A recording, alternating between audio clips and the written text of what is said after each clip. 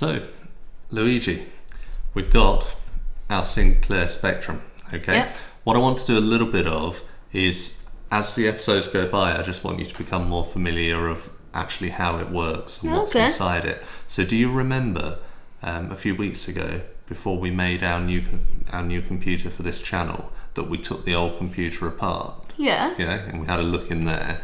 Now, most of the things that are in that old computer are actually in this even older computer, the Spectrum. So what I'd like to do is just test you a little bit on camera to see how much you can remember about what was inside that old computer and what the different parts did. Okay, I'll try. Go on then. It might work. So, what was in it? I thought you were going to question me. No, I want you to tell me what you remember about what was inside the computer. There's a graphics card, Mm-hmm. which is like how you get the graphics and everything. There's the CPU, Mm-hmm. which is like without it, it's the only thing that can do calculations, isn't it? There's the RAM, which is like how much data almost you've got. Mm-hmm. There's the cooling fans, which cool down the CPU. Was it a fan system in our? Yeah, there is in the new computer. No, in the old one. In the old one, there was just one fan on the CPU. Oh, it was one fan, okay. Yeah. But you don't actually get any fans in these old ones at all. Was there anything else that we saw in there?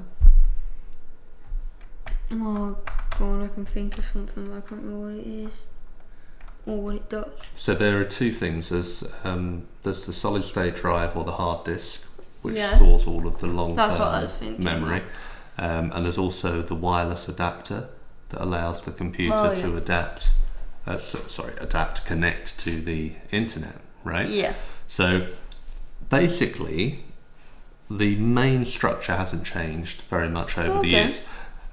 So the Sinclair Spectrum and all of the microcomputers, they had a CPU in them. So you're right, the CPU is the brain of the computer that does all of the calculations and takes things from memory and puts things to memory and decides what to put on the screen and what sound should be made and all of that kind of thing. Yeah. And then there's the RAM memory. So we talk about 128k of RAM on this, which is 128 kilobytes. How much is on our current high quality? 64 gigabytes Okay. of RAM. Yeah. So 1 gigabyte is 1 million kilobytes. So we've got 64 million kilobytes, and this has got 128 kilobytes on the old Spectrum. Yeah.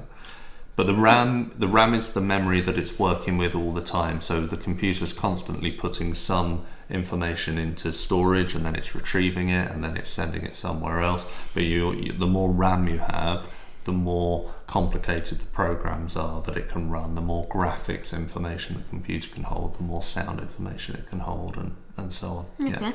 So what the Spectrum doesn't have is any hard disk. So you can't actually save anything onto the computer. If you turn the power off, it just loses absolutely everything that it had before, which is where those tapes come in useful. Because if you want to save something, you have to save it onto a tape. Yeah. Oh. You don't have a graphics card, just doesn't have one.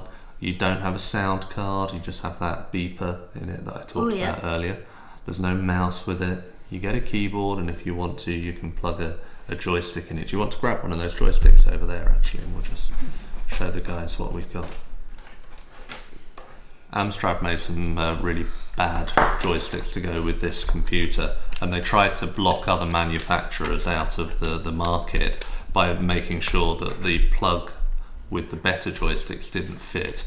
So the company Cheetah had the good idea of actually connecting two plugs onto their joysticks so that you could actually put this one into the Amstrad Spectrums and use them.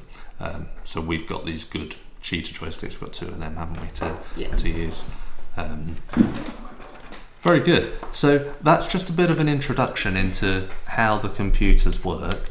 They are similar to modern ones, but all of the numbers are a lot smaller basically, and you don't get fancy things like graphics cards and that kind of thing. Okay, but later on in later episodes, we're going to look at those components a little bit more, like the CPU and the RAM and that kind of thing, and just have a little bit of a deeper look at how they actually worked on the old microcomputers. Oh Does yeah. sound good? Okay. Great.